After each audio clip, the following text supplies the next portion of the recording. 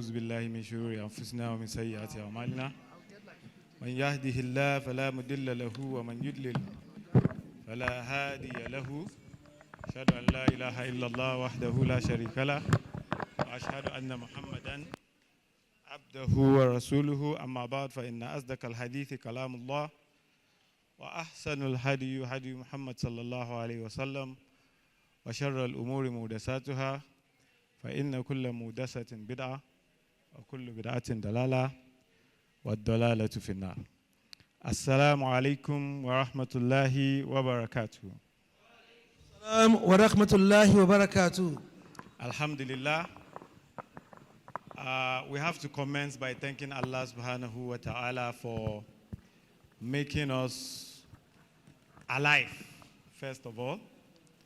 Second, for making us Muslims. That is the greatest of all blessings.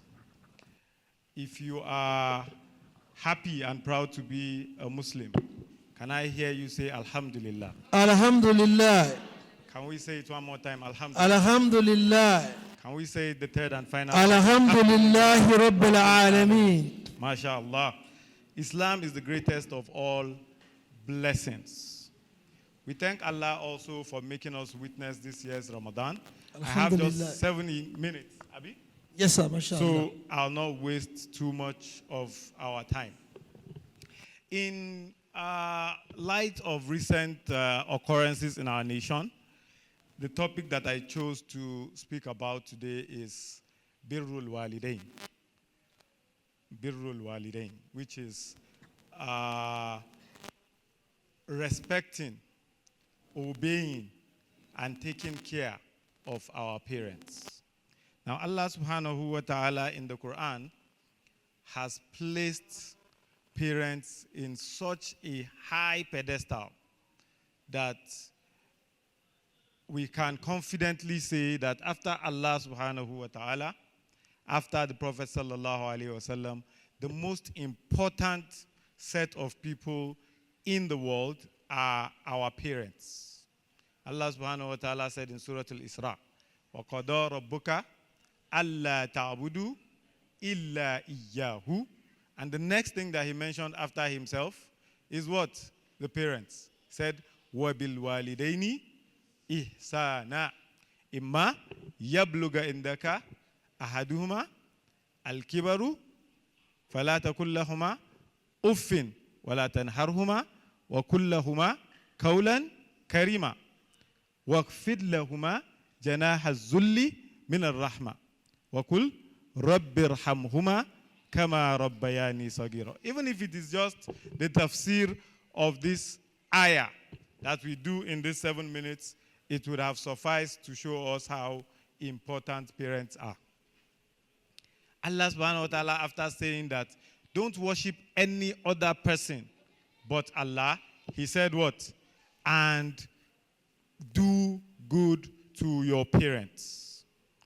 And then he said, if any of them should grow old while you are alive. The Prophet sallallahu alaihi wasallam in a hadith said, Ragima anfu, Ragima anfu, Ragima anfu. They said, who? The Prophet sallallahu alaihi wasallam said, this person is a big loser. This person is what? A big loser. This person is a big loser. And 3 times. I said, what kind of person is this that the Prophet ﷺ has given the certificate that he is a loser, even from here on earth? And he said, anybody whose parents grow old, whether one of them or both of them, while he is alive, and he does not through them enter paradise, that person is the biggest of losers. If today you are fortunate enough to have one or both of your parents alive, then you should thank Allah, because that is free promo that you have been given. Promo to Jannah. The easiest way for you as a Muslim to enter paradise is what? To offer your salat at the proper time. The Prophet ﷺ said, he was asked that, which act is most beloved to Allah subhanahu wa ta'ala? And he said, the most beloved act to Allah subhanahu wa ta'ala is what? As-salatu ala waqtiha. Praying on the time that you are supposed to pray. The exact time that you are supposed to pray, and in the manner that you are supposed to pray. Why? Because the Prophet ﷺ said in another hadith, Sallu kama ra'aytumuni usalli. Pray exactly as you have seen me pray. So you pray on the time that you are supposed to pray, and you pray exactly the way the Prophet sallallahu alaihi wasallam prayed. That is the most beloved deed to Allah subhanahu wa ta'ala. Then they asked him, Summa ay. Then which other deed is most beloved to Allah subhanahu wa ta'ala? And then he said, what? Birrul walidain. Birru, that word bir, it encompasses a lot of things. It covers obedience. It covers taking care of. It covers sacrifice. It covers a lot of things. It means that while your parents are alive, you as the child must take their welfare to be above your own welfare. If your parents have not eaten, you should not feel comfortable to eat. If your parents are not properly clothed, you should not feel what? Comfortable to wear good clothes. If your parents are not living in very good accommodation, you should not feel comfortable to live in very, very good accommodation. Most of us know the hadith of the Prophet sallallahu alaihi wasallam where he was describing some men, 3 men who were going on a journey, and then they went into a cave to rest, and a big rock fell in front of the cave and covered the cave, and they were blocked inside it. And all of them were mentioning the good deeds that they had done, and they were praying to Allah subhanahu wa ta'ala to open the cave for them because of their good deeds. We call this at-tawassul. And they were doing tawassul with their good deeds, and they were saying that Allah should open the cave so that they could go out. One of these 3 people was one person who said that he had 2 aged parents. His parents were elderly. And that he would go out and seek their means of livelihood together with his wives and his children. And whenever he came back, sometimes he would come back late. And if he came back, he would make sure that his parents ate before his wife and his children and before himself. And that one day he came back very late, and his parents had slept off, and he waited for them, holding the food in his hand. His wife and children were crying for hunger, but he did not give them the food. He waited until his parents woke up, ate the food, before he now fed his family. And he used this as tawassul in the law, and Allah subhanahu wa ta'ala answered their prayers. So we need to understand how important parents are. In fact, even if one is unfortunate enough to have parents who are not Muslims, Allah subhanahu wa ta'ala, the Prophet sallallahu alayhi wasallam said, take care of them. One of the wives of the Prophet sallallahu alayhi wasallam, one of the Ummahatul Mu'mineen, her mother came to her, and as at that time, her mother was not a Muslimah. Her mother was a mushrika. And she came to her in need of something. And she went to the Prophet ﷺ to ask permission. You know, the people of the Sahaba of the Prophet ﷺ, they never used to do anything until they asked the Prophet ﷺ about it. So she asked the Prophet ﷺ, and the Prophet said, go and take care of your mother. So that your mother is a non-Muslim today is not an excuse for you not to take care of your parents. You do your own part, and then you leave the rest to Allah subhanahu wa ta'ala. Again, that your parents did not take care of you as much as you would have loved them to take care of you while you were young is not an excuse for you not to take care of them when you grow old. The hukuk are different. The haq of a father upon a child is the responsibility of the father, and Allah will ask the father.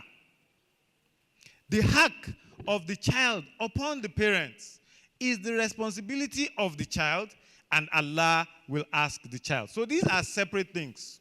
You cannot say that because when you are taking care of your parents, you are taking care of them because you expect reward from Allah, because you expect the pleasure of Allah. It is an act of ibadah that you are doing because you want your Lord to put you into Jannah. You are not doing it because you are paying back what your parents did. La. I want us to understand this concept very, very well.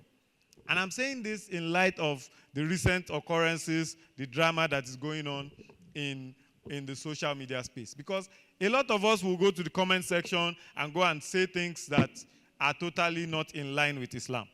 Anything that a Muslim says or does has to be in accordance with the Sharia of Islam.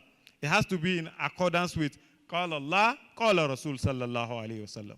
So if you are going to comment on a topic, you have to know what Islam says about it, and you comment accordingly. May Allah subhanahu wa ta'ala help us. Another thing that is very important for us to note is that the Prophet sallallahu alaihi wasallam said that if a person dies, all of their deeds are cut off. So we have talked about people who have their parents alive while they are alive. And we said this is a promo for you. It is a very easy way for you to enter paradise. What of those whose parents have died? Does that mean that they have lost out? La. You have not lost out. Because part of the deeds that Allah will write for his servant, male or female, is that they have a righteous child that is still alive, that is what? Praying for them. I hope you understand this. So if today your parents are no more, may Allah subhanahu wa ta'ala forgive their shortcomings. May Allah subhanahu wa ta'ala admit them into paradise. Part of the things that you can do to gain reward from Allah subhanahu wa ta'ala and to help your parents is to continue to pray for them.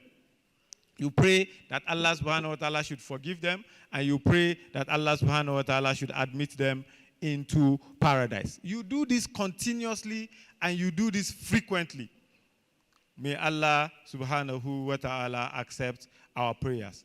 Finally, because I can see that the MC is at my door, it is part of Birrul Walidain that you respect and you take care of and you honor the friends of your parents.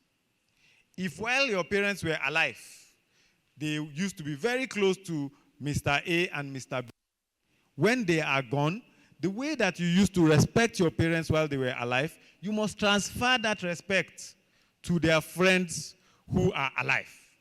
And you respect them, and you honor them, and you take care of them the way that you would have been taking care of your parents, the way that you would have been honoring your parents, the way that you would have been respecting your parents while they were alive.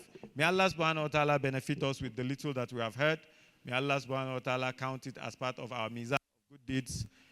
Subhanakallahumma wa bihamdik. Shadu an la ilaha illa anta. Nastaghfiruka wa natubu ilayk. MashaAllah. Kabirullah. Kabirullah. Kabirullah. Once again, we thank our Sheikh Ahmad Lawal. He has really taken us to another angle. And if you look at it very well, if you enter Al-Jannah, this is just a pathway to Al-Jannah. He said this is free ticket, free bonanza for you to enter Al-Jannah. The surah he recited for us is in 17, ayah 23. Please try as much as possible to read it again. Surah Al-Isra, 17, ayah 23. So you can see, after obeying, respecting, and doing all those things for your parent, the most important thing I'm going home with today is that the friends of your parents, very, very important. So you see, after respecting your parents, taking care of them, equally take care of the friends of your parents. So meaning that if you are sending money to your parents, sometimes it's also good to say, help me give so and so too. Help me give so and so. With that, inshallah, Allah will lead us into the right path. May Allah make it easy for us. Thank you, Sheikh, once again. We really appreciate this.